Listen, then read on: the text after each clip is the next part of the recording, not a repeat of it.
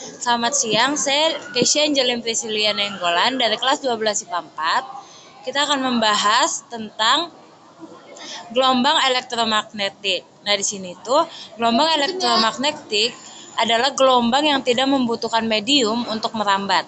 Artinya, gelombang elektromagnetik bisa merambat meskipun dalam ruang hampa seperti di luar angkasa. Nah, berikutnya untuk kelajuan gelombang elektromagnetik bisa ditentukan dengan persamaan berikut. V sama dengan C sama dengan E per B. Nah, C itu kelajuan gelombang elektromagnetik, M per S, E besar medan listrik, N per C, dan yang B itu besar magnetik, ya T. Nah, di situ ada sifat-sifat gelombang elektromagnetik. Yang pertama itu memiliki kecepatan konstan di ruang hampa, yaitu sebesar 3 kali 108 M/S. Yang kedua, tidak dipengaruhi oleh medan listrik maupun medan magnet karena tidak bermuatan listrik. Nah, yang ketiga ada termasuk gelombang transversal. Yang keempat, energinya bergantung pada besarnya frekuensi. Hal itu didasarkan pada persamaan Planck berikut. E sama dengan HF sama dengan HC per lambda. E itu energi radiasi, hanya konstanta Planck 6,6 kali 1034 J/s. F-nya frekuensi, C-nya kelajuan cahaya 3 kali 108 M/S. Lambda yaitu yang udah kita tahu itu panjang gelombang. Nah, aplikasi gelombang elektromagnetik itu yang pertama ada sinar grema, sinari. Frekuensinya itu 1020 Hz sampai 1025 Hz. Sebagai penurut kebocoran pada pipa PDAM. Yang kedua sebagai pensterilisasi bahan makanan kaleng. Nah, yang kedua ini ada sinar X atau sinar Röntgen. Frekuensinya itu 10 sampai 1020 Hz. Ditemukan oleh Witten Conrad Röntgen. Dia itu pengaplikasiannya itu sebagai pendeteksi organ-organ tubuh seperti tulang, jantung, paru-paru, dan lain-lain. Yang ketiga ada sinar ultraviolet atau sinar ultra ungu. Frekuensinya itu ada 105 sampai 1016 Hz. Dampak positifnya itu untuk mengetahui kandungan unsur-unsur suatu bahan. Nah, dampak negatifnya itu ada dua. Yang pertama memperlambat pertumbuhan sel, yang kedua menyebabkan kanker kulit. Nah, yang keempat ini ada cahaya tampak. Frekuensinya itu 3 kali 104 Hz sampai 105 Hz. Urutan dari frekuensi terkecil, merah, jingga, kuning, hijau, biru, nila, dan ungu. Yang kelima itu ada sinar inframerah atau infrared. Frekuensinya itu 10 sampai 104 Hz. Dia itu dimanfaatkan untuk pemotretan pencitraan permukaan bumi dari satelit. Yang keenam itu ada gelombang mikro, gelombang radio, dan gelombang TV. Gelombang mikro itu sebagai alat pendeteksi radar dan sebagai microwave.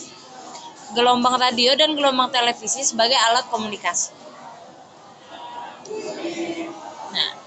Nah, selanjutnya ada teknologi digital. Teknologi digital adalah teknologi yang dilihat dari pengoperasiannya.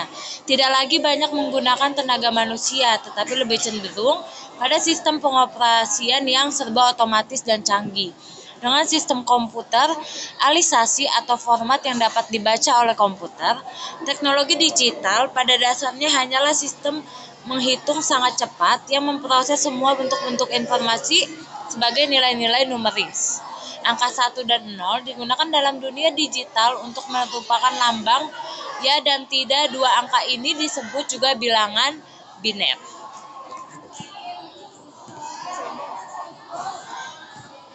Nah, selanjutnya ini ada perbedaan teknologi digital dan analog. Perbedaan menurut cara kerjanya, sistem digital merupakan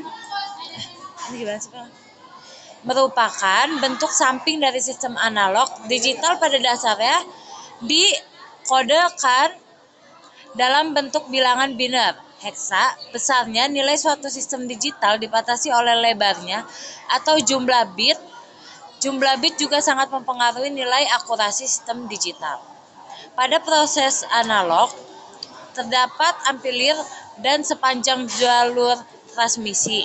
Setiap amplifier menghasilkan penguatan, baik menguatkan sinyal, pesan maupun noise tambahan yang menyertai di sepanjang jalur transmisi tersebut.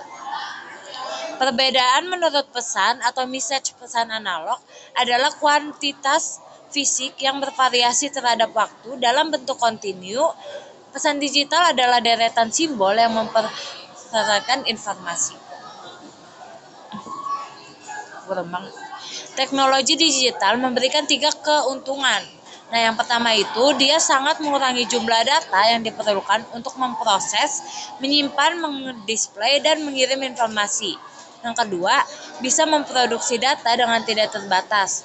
Jumlahnya tanpa pengurangan kualitas, bisa dengan mudah memanipulasi data dengan presisi tinggi.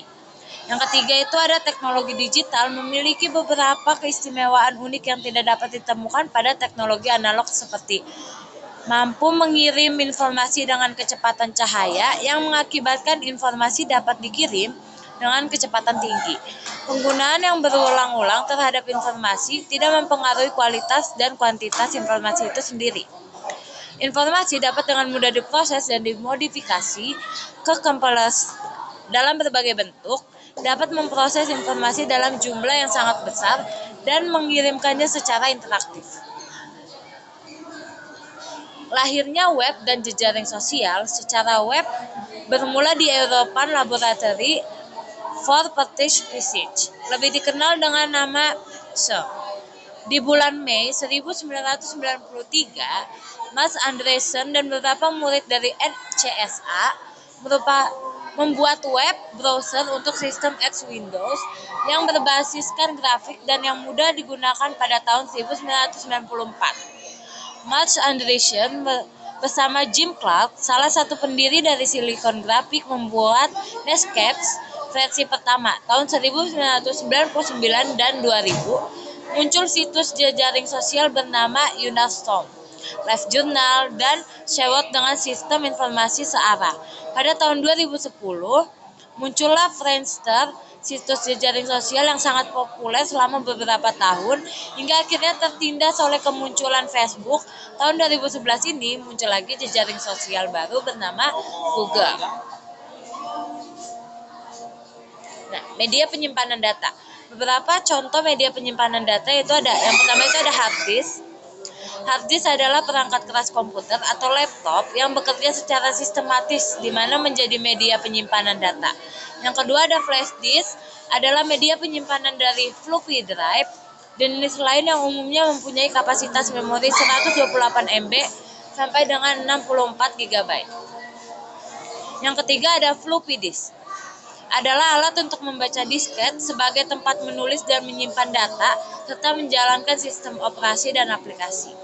Yang keempat ada CD atau compact disc, adalah piringan yang berwarna perak ini dibuat dari lapisan plastik yang disinari oleh sinar laser. Yang kelima ada DVD atau singkatan dari digital versatile disc atau digital video disc, adalah media penyimpanan optik yang populer. Penggunaan utamanya untuk menyimpan video dan data. Transmisi data, peralatan yang melakukan transmisi data. Yang pertama itu ada telepon seluler.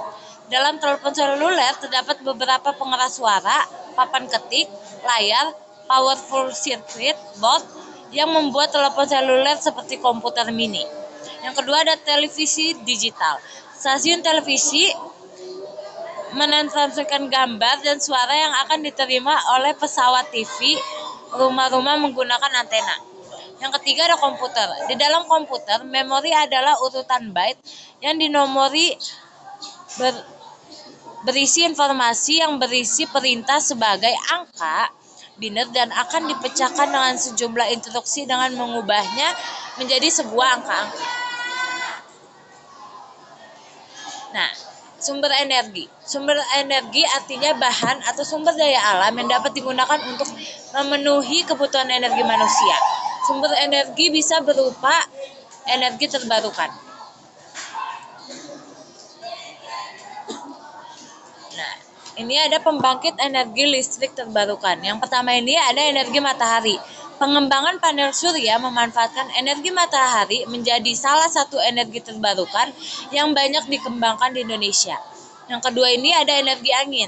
Teknologi turbin angin saat ini juga sangat dikembangkan untuk menghasilkan energi listrik yang bersih dan energi angin. Yang ketiga ini ada energi air. Indonesia memiliki banyak sumber daya air seperti sungai, danau, laut yang dapat dimanfaatkan untuk menghasilkan listrik melalui teknologi pembangkit listrik tenaga air atau yang biasa kita sebut PLTA. Energi geotermal. Indonesia memiliki potensi besar dalam pengembangan sumber energi geotermal karena terletak di wilayah cincin api Pasifik. Energi biomasa, pengembangan teknologi untuk memanfaatkan limbah ini menjadi bahan bakar dan energi listrik sedang terus dikembangkan di Indonesia. Nah, selanjutnya ada sumber energi tidak terbarukan. Yang pertama itu ada minyak bumi. Pengambilan minyak bumi dari tanah dan laut dapat menyebabkan kerusakan lingkungan dan pencemaran. Yang kedua ada gas alam. Gas alam adalah sumber energi tak terbarukan yang sering digunakan sebagai sumber energi alternatif dari minyak bumi.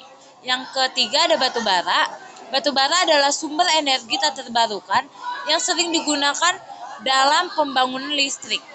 Yang keempat itu ada uranium. Uranium adalah sumber energi tak terbarukan yang digunakan dalam pembangkit listrik tenaga nuklir. Nah, selanjutnya ini ada dampak sumber energi. Kerusakan ekosistem.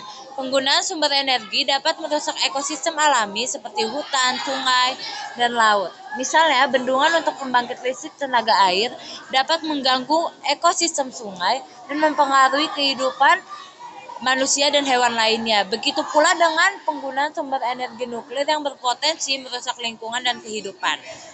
Yang kedua itu ada penggunaan air. Pembangkit listrik tenaga air membutuhkan air yang banyak untuk menghasilkan listrik. Penggunaan air yang berlebihan dapat mengancam ketersediaan air untuk kehidupan manusia dan lingkungan. Yang kelima itu ada limbah radioaktif. Penggunaan sumber energi nuklir menghasilkan limbah radioaktif yang sangat berbahaya bagi kesehatan manusia dan lingkungan. Limbah radioaktif ini membutuhkan tempat penyimpanan khusus yang aman dan dapat bertahan dalam jangka waktu yang sangat lama. Ya, ada